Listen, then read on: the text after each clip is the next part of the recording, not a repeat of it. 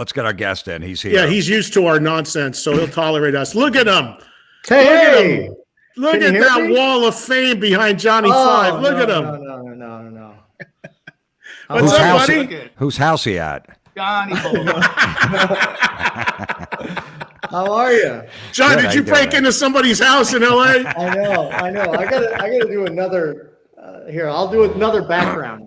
Hold on. No, we like that. What are you doing? No, it's great. No, it's okay. Oh, look at this. Oh, wow, look at that. We'll do another background. Now, what is all that on the wall there? Is that good? Like, that's Nikki's bass from Livewire video. We just talked about Livewire for like 10 minutes. And he gave you the actual bass? Yeah, for like my 50th birthday. But the headstock's broken off. I'm like, he gave me a broken bass for my birthday. I think I gave you a That Metal Show shirt for your 50th birthday. Sorry, Nikki's right. probably a little better. Hey, John, remember we celebrated your 50th birthday backstage at the PNC Arts Center. They brought a cake out for you and stuff. Yeah. Hey, John, when Robert from Metallica joined the band, they gave him a check for $1 million. Nikki gave you an old bass. Yeah, broken bass. Welcome to Motley Crue. Here you go, buddy. I actually did a little research, and in the Smoking in the Boys Room video, because we all know those videos so well, he's breaking through the wall and he's using this bass here. And then he slams it on the ground, and the headstock is off. So that's where he broke it, was at the Smoking in the Boys Room video. So nice. That is our Motley information I have for you. Hey, Thanks John, for having me. Yeah, exactly. We just ran down because we do this thing. Obviously, you were a big part of our old show, but you've not been on this one with us yet. And we do this thing where we call the Metal Six Pack, where we run down our 6 favorite whatever. So we just all went around the horn and gave our 6 favorite Motley songs. Obviously, there's so many more than that we could have picked, but we have to hold it to 6. Off the top of your head, now being in the band, now playing some of them live, do you have a few, even before you were in the band, like that come to mind as your favorites? I mean, there's so many. I remember the first time I saw the band was on the Theater of Pain tour, and it was so loud. I was right in front of the speakers, and I was so loud. It actually made me nauseous, and I had to go sit up in tier A because I was right on the main floor. And I just remember, there's certain things you remember of certain shows, and I remember that. But one of my favorites is Louder Than Hell. And Don had that one. Don's internet went down, obviously, but he had that one. I told you it was him. Of course it was him. Me and Don are fighting. That's why he left. So exactly. It's a protest. Yeah. Louder Than Hell. Like, I love playing Wild Side live. God, I love it. Love it. Love it. There's so many, of course, Kickstart My Heart, but Take Me to the Top, I love. And do you guys do that? Have you done Take Me to the Top? I play it in rehearsals, and then we'll start playing it here and there. So it's fun. I always. What about PC? What about PC or Action? That was on our list too. Love. That's one. Do you play it? Too. No, but we don't play it live, but I'll play it like in rehearsal and stuff. Oh, you got to work that one in. That would be so great. It's the best. It's the best. What's your favorite Motley album, John? What you had to say? I would probably say Shout the Devil. Okay. I go first one, Shout at the Devil second. Me too. Yeah, it's great. Who does put together the set list, John? Do you have a say in that at all? Well, we'll see what happens next year. But when I came in, it was already all set. So hopefully I'll be like, I think we should play Louder Than Hell, like in Pee-wee's Big Adventure. I say we let him go. But yeah, I'll be doing a lot of that stuff, like, suggesting like, I love Red Hot and all that great stuff. Bastard would be cool. Oh, 10 Seconds of Love, Bastard, everything. It's just, it's literally the soundtrack of our lives. We were growing up and, riding around and doing all that fun stuff, listening to these songs. Who did you see with Motley on that Theater of Pain tour? Do you remember who was they were headlining, right? So because they did Shout at the Devil with Ozzy, so that was their third one. great question. Because I remember seeing that too, and I can't remember who opened. Yeah. Or who was on that It's bill. worth a Google. It's worth a Google. Yeah. Maybe later, but Maybe like loudness or something. Maybe possibly something like that. Yeah. autograph. Yeah. So John, this Hey, John, whole thing, I know we're going to talk about your, your solo stuff coming up, which you're still continuing, but you came on my radio show, so we covered some of this, but in a nutshell for you, I mean, now that you've got some gigs under your belt and you've toured the world with Motley, I mean, I got to imagine I know when you first got in there, it was almost surreal for you to be in the band. Have you settled in? Has the pinch yourself stuff kind of subsided by this point? I don't think to answer your question simply, it has not gone away because, we'll be doing shows and things like that, or I'll be in the middle of a set and it will like, when you're like, we've watched like the Home Sweet Home video like a billion times, because it was on MTV every other episode, every other video. So I'm up at the front with the guys, and I'm playing and all that stuff because we're all up in the front. And then I'll look at Vince and I'll be like, and it'll hit me for a second. Like it looks like the video, And so that stuff hasn't gone away yet. Like the same old situation, how that's live, like how they're, they filmed that at a live show or something. That stuff, it's just very strange. It's and I hope that feeling never goes away. I don't think it will because, I would have never dreamt it in a million years, Oh, here's Vlad. Vlad, didn't you get a new dog too? Did I see on Instagram you got a new dog, right? Yeah, new dog. His name's Churro. Churro.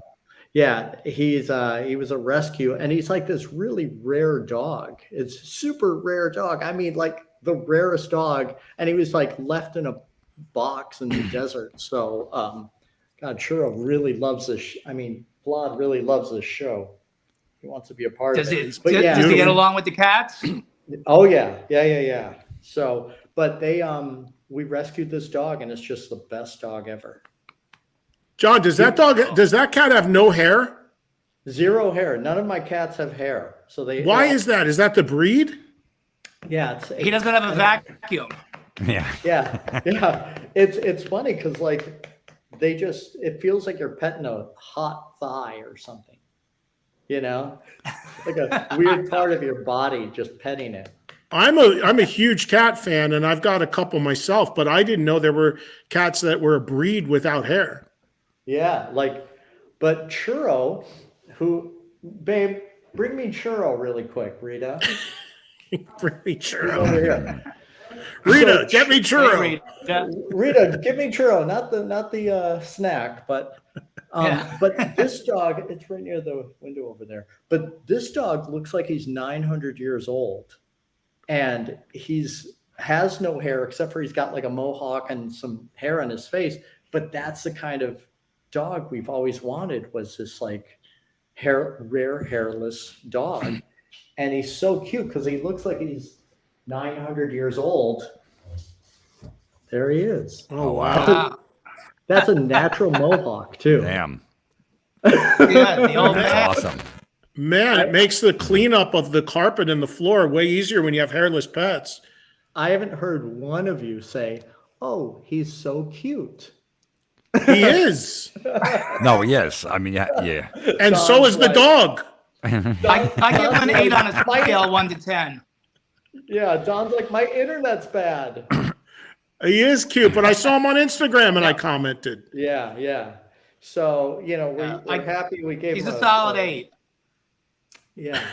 We gave him a happy home, and he's couldn't be happier. So it's great. That's awesome. Hey, John, one more thing about Motley from me, and then we'll see if we have the other guys have anything before we move on.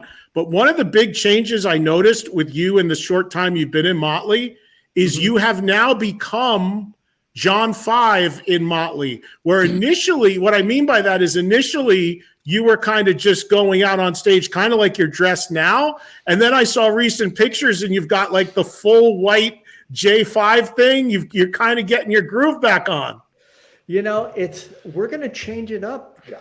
I'm going to change it up quite a bit. I'm going to change up how I look and from each tour and stuff like that. But yeah, I just love, being who I am and playing a Telecaster and being weird and all that stuff. And people really enjoy it. I've gotten so many great compliments and I love reading the comments from the fans and talking to the fans too. And they've been so kind and so nice, about this whole thing because, it's a big change in my life, and it's been really wonderful. And the fans have been absolutely incredible. John, when we were talking about Motley, that was the thing we brought up before you came on. Every album, the look and the sound changed a little bit. So that kind of goes right with that. Absolutely. And, they've influenced me so much. So it's been a blast, I'm having a lot of fun. Life is good, couldn't be better. John, I was at your first show, the one you did in Atlantic City, the first show you ever did with Motley. And I can't believe you didn't come and say hi. Yeah, it was crazy. I figured you had 1 million people there and all that stuff. So I was with the big group, so I wasn't bringing 8 people back. But my girlfriend, who's not into heavy metal at all or hard rock, knew a couple of Motley songs. I said, so what do you think of Motley? She goes, that guy, the John 5 guy, he works so hard. He was really working hard up there. I really appreciated that. It was really funny. That was the feedback. That's great. Yeah, he's working so hard. Tell her thank you very much. And God, I wish you would have come back. But meanwhile, it's just effortless with you. It's just like, you know what I mean? You just make it look like that, which is crazy.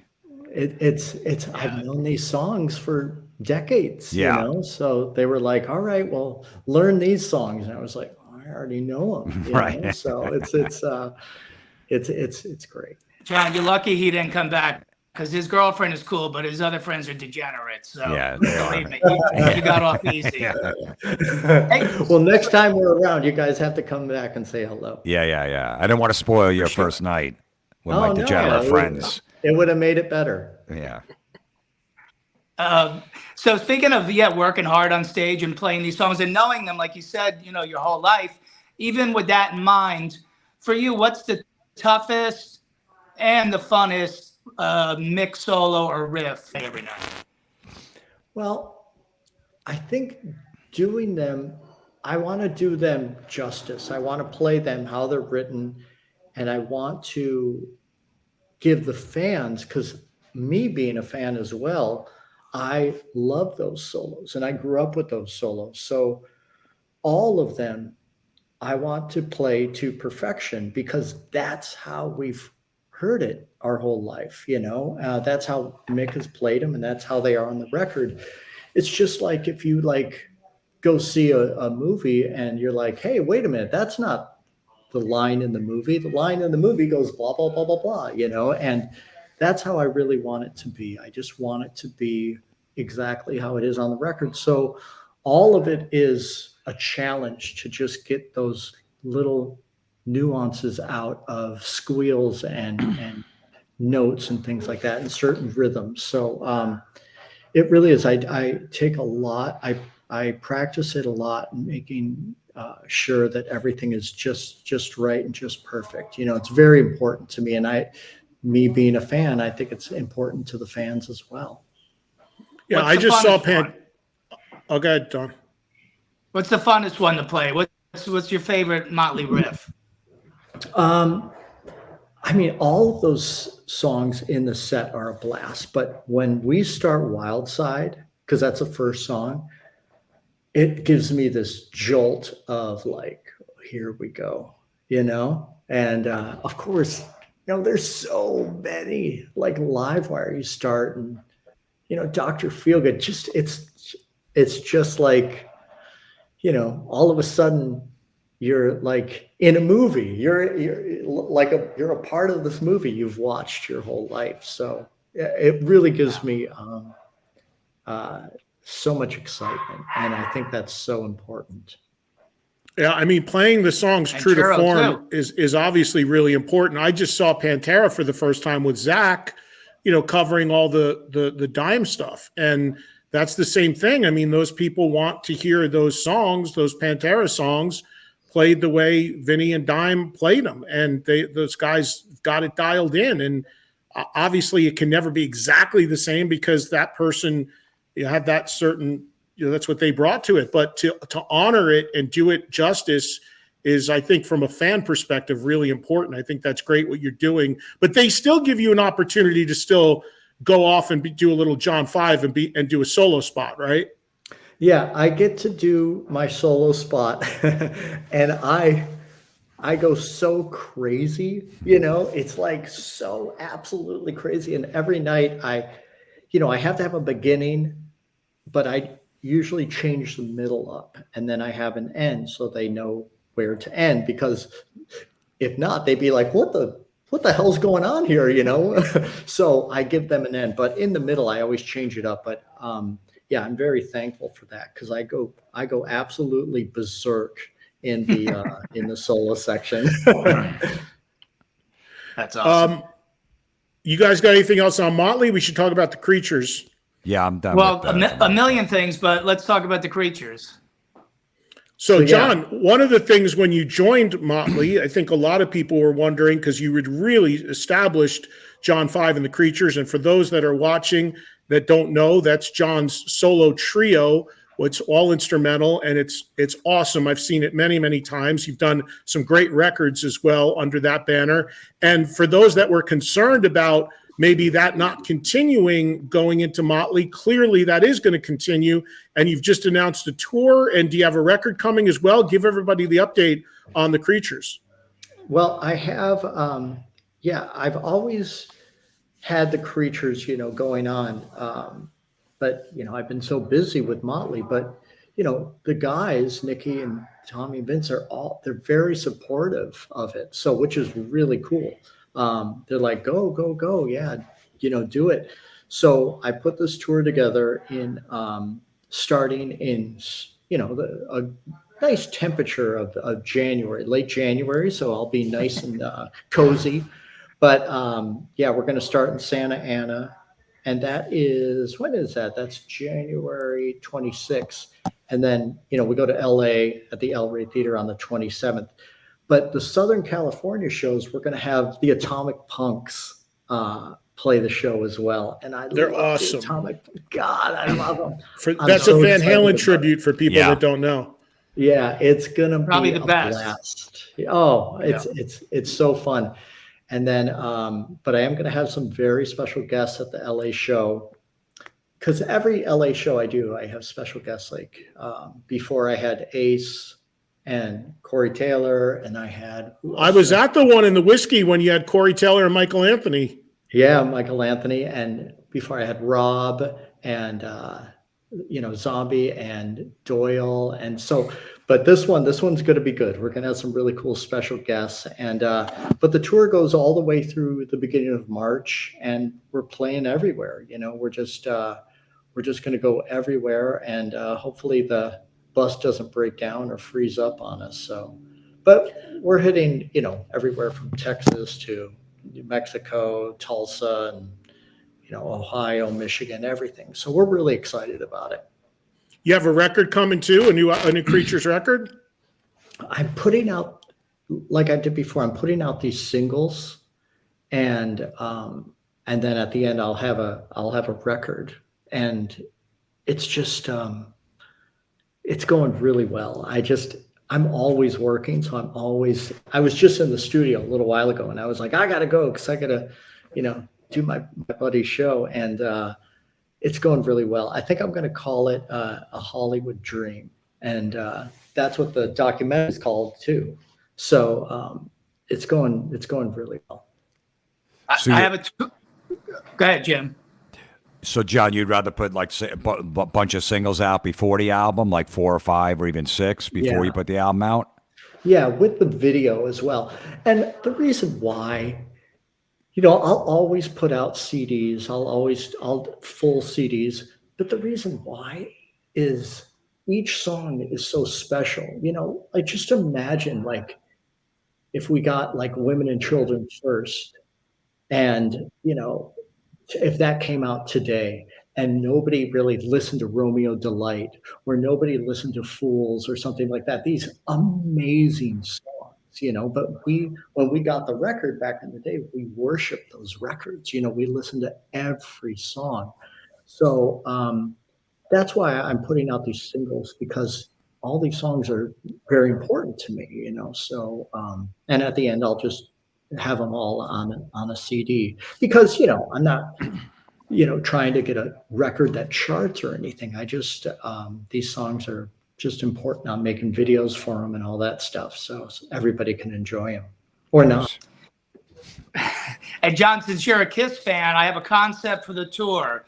You get a singer, and the Creatures does Creatures of the Night in its entirety. There you go. A better idea there isn't. John, you mentioned, but it won't be happening. You mentioned a documentary. I know you've been working on that for a long time, and your director, I just saw at Rocklahoma because he works that, Mike Savage. We talked for a second, but the doc has been in production for a while, but I imagine it's hard to finish because every time new stuff happens for you. Like, I know when you first started doing it, Motley, you weren't in Motley Crue. Now there's this whole nother layer to it. So when is it finally going to be buttoned up and people can see the John 5 documentary? Well, it's funny because it's a documentary. It's called The Hollywood Dream. And it is a documentary that is about like inspiration and kind of, going after your dream, doing it, but there's so much going on. There's so much going on. And I keep telling the director, I'm like, we're going to have to hold off because this is happening, and then this is happening, and then this is happening. So that's why we've been just putting it off, because so many things have been going on, which I'm so thankful. And, but that's what it's all about. It's about inspiration and going after your dream. And because, there's some kids sitting out there that are amazing singers, drummers, guitar players, bass players that need to like get up and go, you know what, I'm going to try this, and they have to leave the nest. And that's what it's about, because I could, who knows, I could have still been in Michigan and doing something else, and maybe none of this stuff would happen. I wouldn't be talking to you guys today. Eddie, wait, one real quick, Eddie. You mentioned something earlier. You had some Kiss memorabilia that John might like, or you might not have. Well, for those that don't know, John has an Instagram account called Nights in Satan's Service. I've been to John's house. He's got an unbelievable Kiss collection, which I'm sure has grown immensely since I was there a few years ago. And he's always posting a different collectible up on Instagram that he has acquired. And I have this thing that Sebastian Bach covets greatly. I don't know if you have it, John, but it might be the only thing I have that you or him do not have. It is a sealed copy of Kiss the Originals on 8-track. I do have it, but not sealed. It's not sealed. I thought you were going to be like, I got the version from Brazil or something. No. So what does the cover look like? It's two 8-tracks side by side. Yeah. And in the back of the shrink wrap, you can see there's a bunch of stuff folded up, stuck in there. Oh, it's amazing. And the cover is the Originals album cover. Yeah. That's incredible. Yeah, I don't have that sealed. That's a good one. The cellophane, since the thing's like 50 years old, the cellophane is deteriorating, but it is still sealed. Of course. Yeah, Sebastian's like, I don't believe you have that, dude. And I'm like, I bet you John F5 has 5 of them. I have it, but not sealed. That's amazing. So is there some kind of poster in there too, probably? Yeah, well, there was a booklet in the original album. Oh, the booklet. Yeah, right. the booklet, yeah. Jim's not a big Kiss guy. All the Originals is the first 3 albums repackaged. It's just after they broke on Alive, they needed to figure out a way to remarket the first 3 records. So they just put the 3 of them in one package and called it the Originals. It's nothing beyond that, actually, but it's just a collectible thing. So what's the latest addition to the Kiss collection, John? Well, this is something else, and this is the latest. Okay. You got Peter Criss living at your house? That would be a big one. Okay. in Please 19 welcome another cat. Right, yeah. Not hairless. In 1974, they did this thing at the Westfield Mall, and it's called the Great Kiss Off. And it was this kissing contest in early 74, and no one really knew who Kiss was, like this was, the album's only been out like a few months. So this was like a huge deal. It went to certain cities, and then the finals were in Chicago, and they had to like stay kissing for how many hours or days or something like that. Anyways, to make a long story longer, there was a banner. There's, you see pictures from this from 74. And in the background, there was a banner that says, the radio station, and it says the Great Kiss Off and all that stuff. And this banner's 20 feet, long. It's huge. So the guy that worked the event just, rolled it up and took it home, and he had it for almost 50 years now. And I got that, and it's an amazing part of history. Amazing.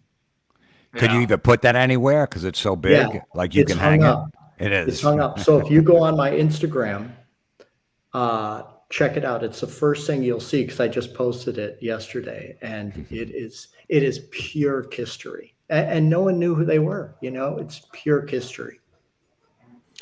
Hey, John, another band you were a huge part of was Marilyn Manson, and we know that Manson fell on some tough times in recent years, but have you ever had any dialogue with him or spoken to him at all? Do you know anything about what's going on? Some of the allegations against him actually have been dropped, which was good to see. Do you know, are you in touch with him at all anymore? I know that he is doing really well, and he's in really good spirits. And I don't really know anything about what's going on, but I know he's doing well and he's looking great. I've seen pictures of him online, and he looks great, and he seems to be very well, which I hear through the grapevine. He's doing really, really well. And what you haven't about been in touch? No, I haven't talked to him in a little bit.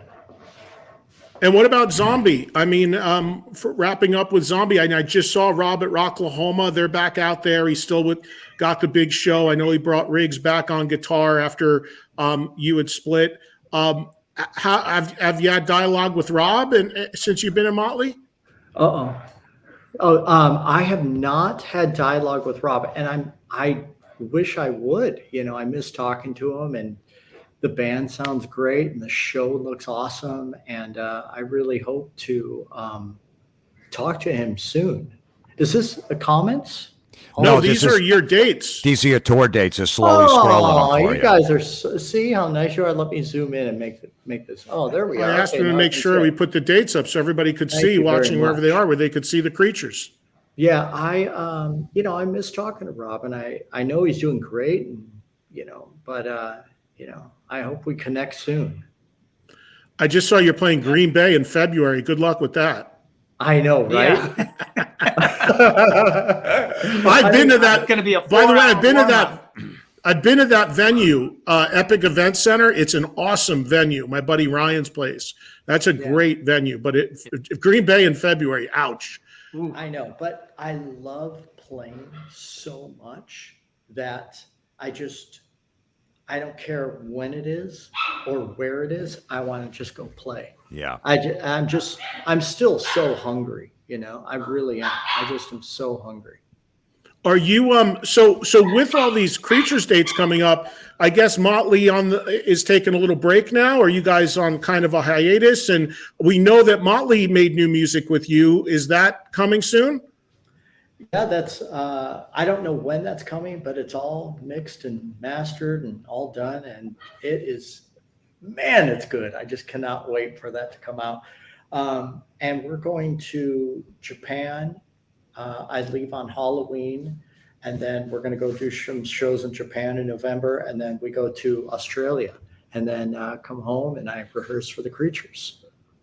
Life is good. Busy. I can't believe it. I can't even believe what I'm saying. I'm just like, life is good. Yeah. Anything from you guys, or we should let them go? Anything you guys got? Well, we should do the this versus that.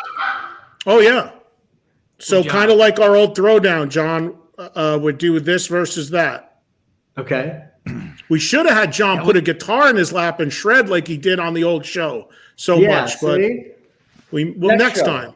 Next Yeah. time. Yeah, but YouTube's all weird with music too. Even though he's just riffing, it might even. But be a so was the problem. old show weird. They couldn't play songs. It's the same thing. Well, that's because VH1 was cheap. YouTube will just Hey. take the stuff down.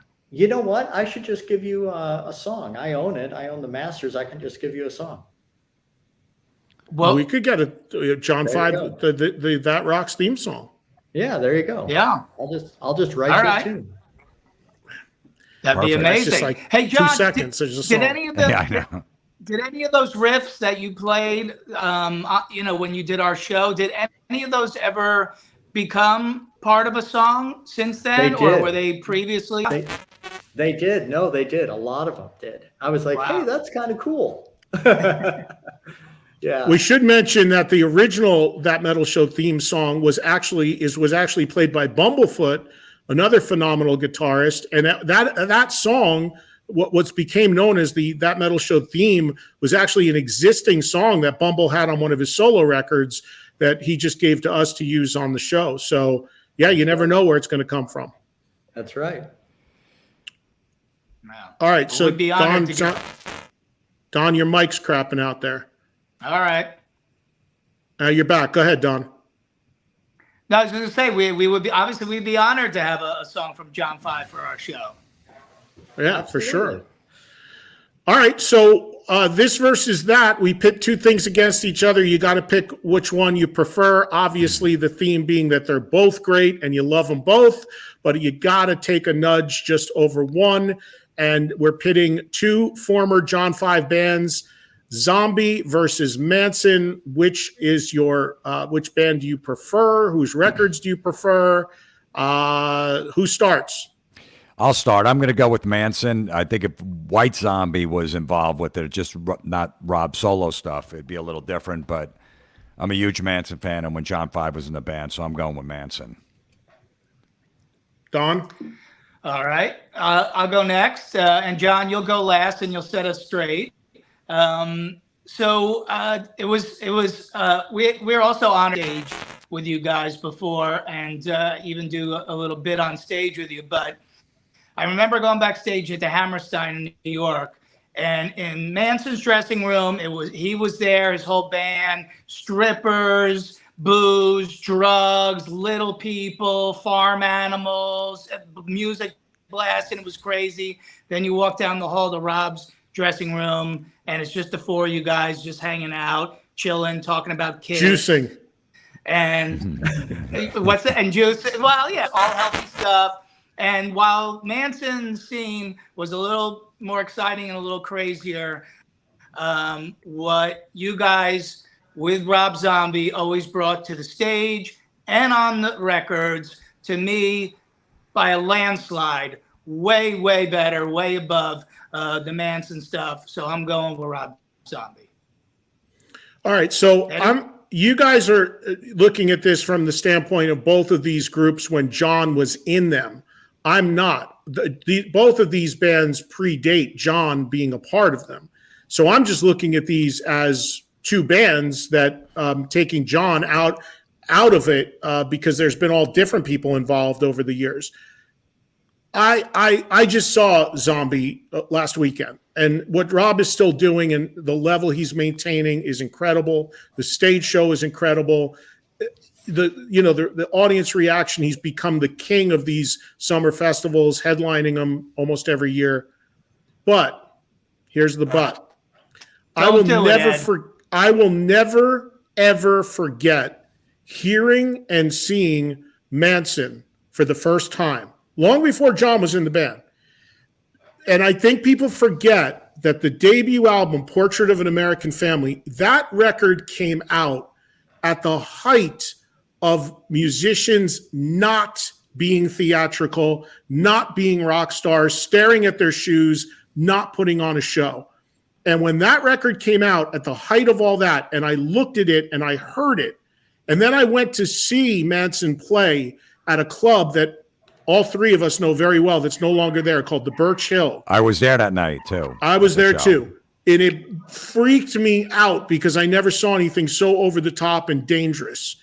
And became a Manson fan immediately. So again, love both, but the time that Manson came out, and then records like Mechanical Animals and the ones that followed that John was a part of, Hollywood and all of that, just incredible sounding. Manson's my pick by a hair. Wrong. Go ahead, John. Set us straight. So I'll have to say, now I'm going to go back as well. And this is so strange, and I'm being completely honest. There was 3 bands for me. There was White Zombie, Rob Zombie. There was Marilyn Manson, and there were 9 Inch Nails. And that's who I really loved. You know, I was really, really into all these bands and loving it so much. I would have to say, you know, when I was with Katie Lang, I would listen to Antichrist Superstar, warming up, you know, I just cranked these records, you know, all the time.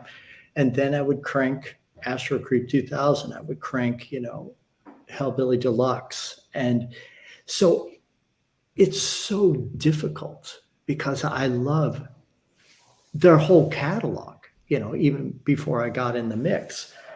But if I had to pick and someone put a gun to my head, I mean, it's so difficult, but because each one of these were such a epiphany for my life.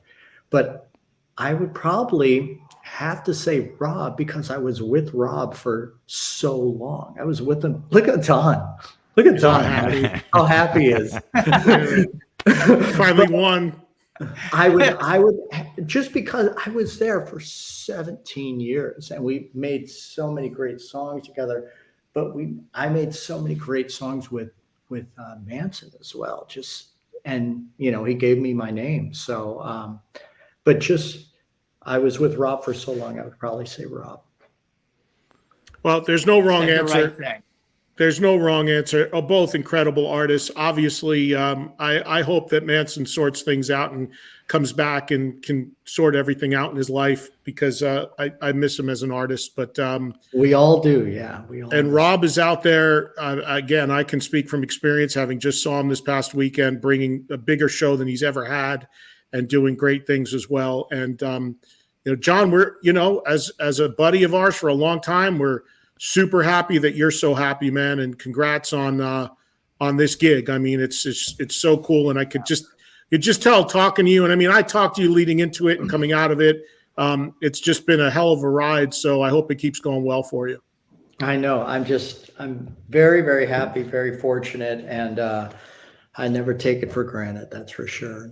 You know, just life is incredible.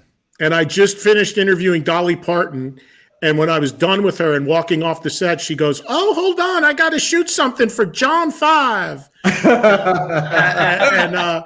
and she said that, you know, you're on it. You and Nikki are on a track on her record. And she said, as I was walking out, I said to her, I go, "You know, John's a good friend of mine." And she goes, "Yeah, is that right?" And I go, "Yeah." I said, "You know what his biggest influence was? Hee Haw." And she goes, "Really?" And I go, "Yeah." So she was definitely, I brought her up to speed on all things J5. What an icon. What an American icon. Unbelievable. You can't imagine. I was blown away by the amount of reaction I got when I posted that photo of me and her that I interviewed her. I was telling the guys before, the first text I got when I turned my phone back on after the shoot was from Slash saying, "Please tell her the guitar player from Guns N' Roses is in love with her." It was just so funny. There's just nobody that doesn't love her. It's incredible. It's incredible. Yeah. She really is like the country music Mozart, you know, like the songs she has written that we all know. It's unbelievable. But how quickly she writes them, like, you know, the 9 to 5, how she wrote that, right? Do you guys know that story? No. Oh my God. So check this out. So she, you know, they're talking about the movie. I don't know if she's already filming the movie or whatever, but she was writing the song and she went chicka, chicka, chicka, chicka, chicka, chicka, chicka. And she started writing the songs, keeping the rhythm with her nails. And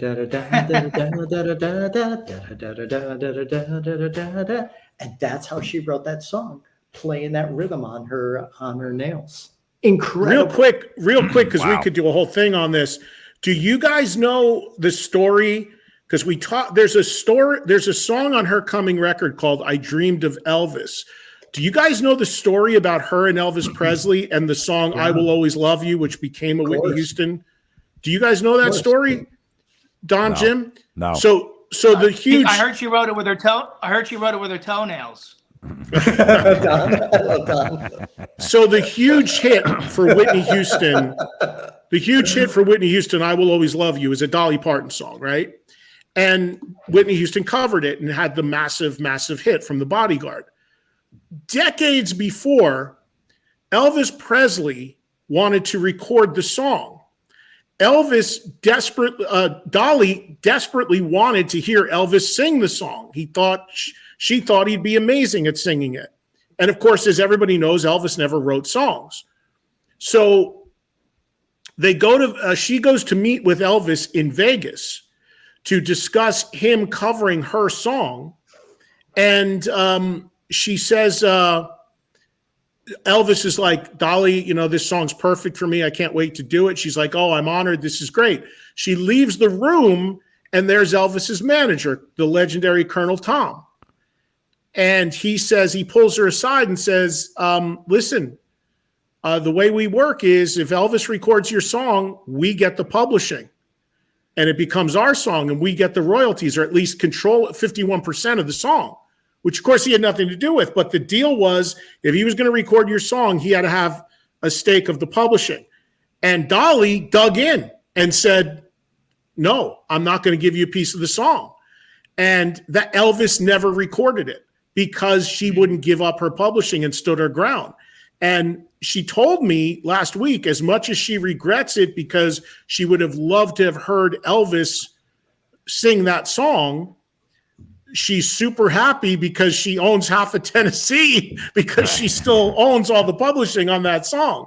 So to her credit, she didn't give in. She could have easily caved. It's like, oh, it's the king, take a piece of the song. She wouldn't give in. She never gave up her publishing. Elvis never did the song, but on her new album, she has a song that talks about that. And she got an Elvis impersonator to sing the I Will Always Love You line in the song. Genius. Wow, that's great. Well, they could do it with AI now. Yeah, Yeah, right. that's true. It's funny because and Elvis played. He was offered the lead role in A Star Is Born. So Chris Christopherson obviously did it with Barbra Streisand, but it was supposed to be Elvis. I didn't know that. Yeah, interesting. Yeah. How's my internet? Is my internet good? Because I got new internet, and here's my internet name. Can you see that? No. Wait, what's it say? Clown what? Clown penis Clown 5. penis 5. And it's perfect internet. Don needs new internet, but you're good, John. Yeah. Get clown penis. It's I great. hope I'm gonna get that for me. See, it's already crapping out on him. He's all staticky and shit. All right, John, we'll let you go, man. We appreciate all the time. Congratulations on the gig. Wait, are we doing death metal logo real quick? Are we doing it? We'll do it after. No, we'll do it at the other show. Oh man, we're missing We're at out hour the 15. big moment we're missing. All right, John, thank you, buddy. Thanks, Thanks, guys. John. I appreciate it, man. It was awesome Bye-bye. seeing you. Thanks, John. All right. See you We'll guys. See you later, man. Hey, thanks for watching that clip. If you liked it, here are a few more you might like. And if you want to support the show, consider hitting the join button and becoming a channel member to unlock exclusive bonus content.